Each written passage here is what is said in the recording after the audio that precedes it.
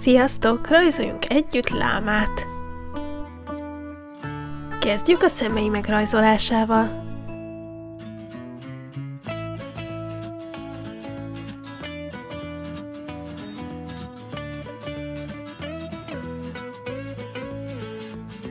Ide közéjük rajzoljunk egy ilyen háromszöget.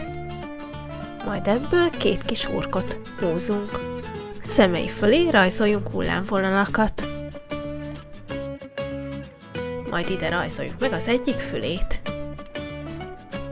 Ebből újabb hullámvonalak következnek, és ide megrajzoljuk a másik fülét is.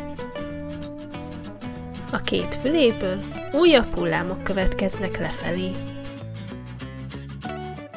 Ezután innen erre nagyobbak következnek, mintha egy bárányfelhőt rajzolnánk. Végül rajzoljuk meg a lábait.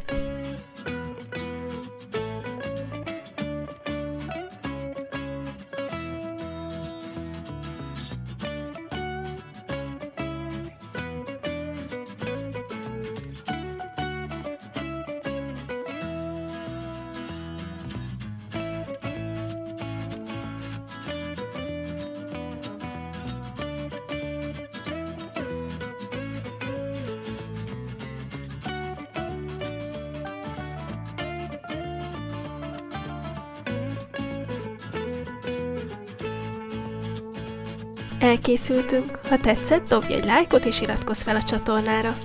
Rajzoljunk együtt legközelebb is. Sziasztok!